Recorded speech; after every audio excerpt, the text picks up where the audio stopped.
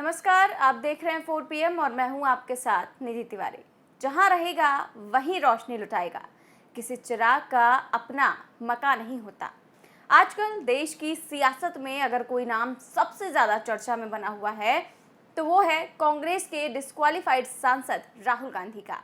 फिर वो चाहे सत्ता से सवाल करना हो या फिर देश के आम नागरिकों, मजदूरों, किसानों, ट्रक ड्राइवरों या फिर महिलाओं से जाकर उनसे मिलना हो, उनकी समस्याओं को सुनना हो। राहुल गांधी लगातार आम नागरिकों से मिल रहे हैं, वो ट्रक ड्राइवरों के साथ सफर कर रहे हैं, वो गैराज में जाकर मैकेनिकों के साथ भी बैठते हैं, उनसे बातचीत करते हैं और उनका ये अंदाज लोगों को काफी पसंद भी आ रहा है।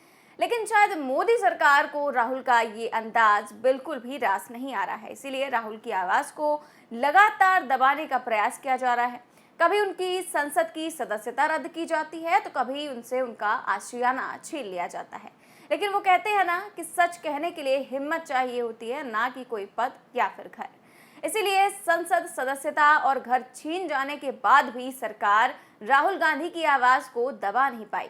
लेकिन अब राहुल गांधी को एक नया आशियाना मिल गया है। जी हाँ, अब खबर आ रही है कि राहुल गांधी जल्द ही साउथ दिल्ली में निजामुद्दीन ईस्ट के घर में शिफ्ट होने वाले हैं।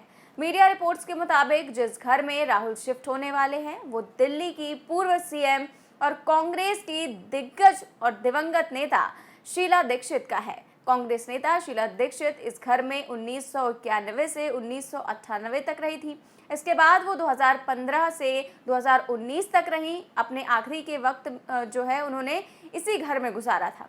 रिपोर्ट्स के मुताबिक राहुल जल्द ही अपने नए आशियाने में शिफ्ट होंगे। वो 3 बेडरूम, एक हॉल और एक किचन वाले 3 BHK वाले घर में रहेंगे। बताया जा रहा है कि पिछले हफ्ते राहुल गांधी की टीम निजामुद्दीन वाले घर को देखने के लिए गई थी। राहुल को ये घर पसंद भी आया है क्योंकि शीला दीक्षित के बेटे संदीप दीक्षित दूसरे घर में शिफ्ट कर रहे हैं। तो ऐसा माना जा रहा है कि जल्द ही राहुल गांधी इस घर में शिफ्ट होंगे। गौरतलब है कि राहुल गांधी ने इस साल 24 मार्च को संसद सदस्यता रद्द होने के बाद 22 अप्रैल को अपना सरकारी बंगला खाली कर दिया था। सांसद रहने तक वो 19 साल तक तुगलक लेन इलाके में सरकारी बंगले में रहे। सांसद जाने के बाद वो सोनिया गांधी के 10 जनपद वाले बंगले में शिफ्ट हुए थे। बंगला खाली करने के बाद राहुल गांधी ने यह भी कहा था कि मैंने सच बोलने की कीमत चुकाई है और हिंदुस्तान की जनता ने मुझे ये घर दिया था जहां मैं 19 सालों से रहा था, लेकिन मैं सरकार से सवाल पूछना नहीं बंद करूंगा। सुनिए ये वीडियो। राहुल जी 19 सालों के बाद अपने घर को खाली कर रहे हैं। ये जो घर है 19 साल के लिए हिंदुस्तान की जनता ने मुझे दिया। भाई मोबाइल नीचे कर। पहले मैं उनका धन्यवाद करना चाहता हूँ और सच्चाई बोलने की कीमत है। आजकल मैं कीमत चुकाता हूँ, जो भी कीमत है मैं चुकाऊंगा। राहुल जी नया आशियाना आपका क्या होगा, कहाँ रहेंगे आप? आपके पास तो अपना घर भी नहीं है। आपने कई बार कहा कि आपके पास अपना घर नहीं है। 19 सालों तक आप इस घर में रहे, किसी भी घर से एक इमोशनल जुड़ाव होता है। आमतौर पे देखा जाता है कई बार कि जो कई नेता हैं जो घरों को वक्त के अंदर खाली नहीं करते, लेकिन आप पूरे 1 महीने के अंदर घर को खाली भी कर दिया, जबकि मामला अभी कोर्ट में भी है। बहुत लोग ये कह रहे हैं कि राहुल गांधी चाहते तो रह सकते थे, रिक्वेस्ट कर सकते थे। नहीं, मैं नहीं चाहता हूँ जी, रहना नहीं चाहता हूँ सर। क्या राहुल, क्योंकि ये घर मुझे हिंदुस्तान की जनता ने दिया था 19 साल में। मुझसे छीन लिया गया, ठीक है, कोई प्रॉब्लम नहीं है। अब मैं थोड़ी देर एक सीपी के साथ 10 जनपद में रहूंगा और फिर कोई ना कोई तरीका निकालेंगे। राहुल जी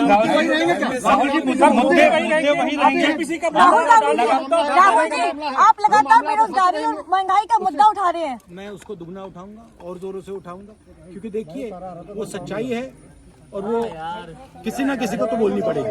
तो ये वीडियो उस दौरान का है जब राहुल गांधी अपने घर की चाबी जो है वो सौंप रहे थे और अपना घर खाली कर रहे थे। इस दौरान वो काफ़ी ज़्यादा भावुक भी थे और कह रहे थे कि वो सरकार से सवाल करना नहीं छोड़ेंगे।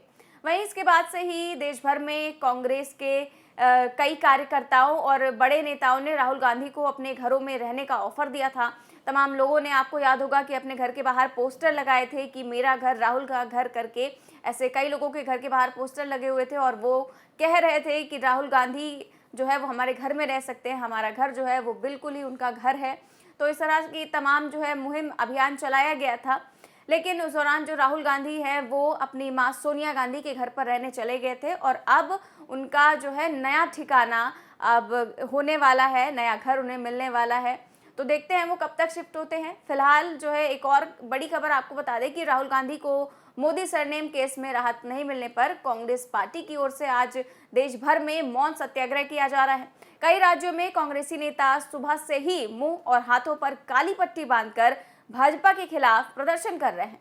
पार्टी ने राहुल की अयोग्यता के पीछे बीजेपी की घटिया चाल को जिम्मेदार ठहराया है। वहीं छत्तीसगढ़ के मुख्यमंत्री भूपेश बघेल, उप मुख्यमंत्री टीएस सिंहदेव और राज्य में पार्टी प्रभारी शैलजा कुमारी समेत छत्तीसगढ़ कांग्रेस के नेताओं ने रायपुर में मौन सत्याग्रह किया। उधर कर्नाटक में भी कांग्रेस नेताओं ने मौन सत्याग्रह किया है। इस दौरान कर्नाटक के मुख्यमंत्री सिद्धरामैया और deputy CM DK Shivakumar भी प्रदर्शन में शामिल है। इसके अलावा उत्तराखंड के देहरादून में भी गांधी पार्क में बुधवार सुबह कांग्रेसी नेता जुटे। तो वहीं राजस्थान के जयपुर में भी कांग्रेसी नेताओं ने मौन सत्याग्रह किया। इसके अलावा जो है बिहार और कई जगहों पर मौन सत्याग्रह का आयोजन किया गया है। तो वहीं बाढ़ और बारिश के कारण कुछ राज्यों में मौन सत्याग्रह को रद्द कर दिया गया है। वहीं कांग्रेस का ये आरोप है कि सरकार उनकी आवाज को दबाने के लिए नई तरकीबें ढूंढ रही है, क्योंकि राहुल गांधी का सच सुनने से सरकार घबराती है।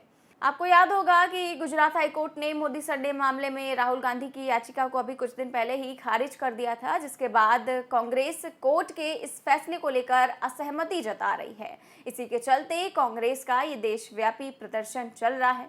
तो वहीं एक और खबर आपको बता दें कि 2024 के लोकसभा चुनाव से पहले बीजेपी के खिलाफ विपक्ष भी एकजुट होने की कोशिश में लग गया है। इसी क्रम में 17-18 जुलाई को बेंगलुरु में विपक्षी दलों की दूसरे राउंड की बैठक होनी है। इस बैठक में बीजेपी के खिलाफ 24 दलों के एकजुट होने की संभावना है। जी हाँ, बताया जा रहा है कि कांग्रेस की पूर्व अध्यक्ष सोनिया गांधी भी इस बैठक में शामिल हो सकती हैं। तो नीतीश कुमार विपक्षी दलों को एकजुट करने की कोशिश में लगातार लगे हुए हैं। उन्होंने जो है वो पिछले कुछ महीनों में अलग अलग राज्यों में जाकर विपक्षी नेताओं से मुलाकात भी की है। इसके बाद उन्होंने 23 जून को बिहार की राजधानी पटना में विपक्षी दलों की बड़ी बैठक बुलाई थी। इस महाबैठक में 15 दलों के 27 नेता भी शामिल हुए थे। और अब बताया जा रहा है कि बीजेपी के खिलाफ विपक्ष का ये कुनबा इस बार और बड़ा होने वाला है। इस बैठक में कुल 24 पार्टियों के शामिल होने की संभावना है। और वहीं बीजेपी के खिलाफ बनाए जा रहे महाबैठक की अगुवाई इस बार कांग्रेस अध्यक्ष मल्लिकार्जुन खड़गे कर रहे हैं। उन्होंने बेंगलुरु में होने वाली बैठक के लिए 24 विपक्षी दलों के नेताओं को न्योता भी भेजा है। वहीं मीटिंग से पहले 17 जुलाई को शाम 6 बजे सभी के लिए डिनर रखा गया है। तो वहीं 18 जुलाई को 11 बजे से बैठक शुरू होनी है। तो इस तरह से लगातार विपक्ष भी लामबंद हो रहा है और कांग्रेस भी लगातार बीजेपी को घेरने की रणनीति बना रही हो, चाहे वो सत्याग्रह हो, चाहे ये मीटिंग हो, और तमाम तरह के आंदोलन भी किए जा रहे हैं। तो इस प्रकार पहले तो राहुल गांधी के घर का सबसे बड़ा मामला था, जो लगातार खबरें आ रही थी कि इस घर में रहेंगे या फिर उस घर में। तो राहुल गांधी का नया ठिकाना तय हो गया है। इसके अलावा कांग्रेस की बैठक हो, सत्याग्रह हो या फिर ये विपक्षी मीटिंग, क्या कुछ होगा आगे ये तो वक्त ही बताएगा। फिलहाल इस खबर में बस इतना ही। देश और दुनिया की तमाम बड़ी खबरें जानने के लिए देखते रहिए 4 PM न्यूज़ नेटवर्क। नमस्कार।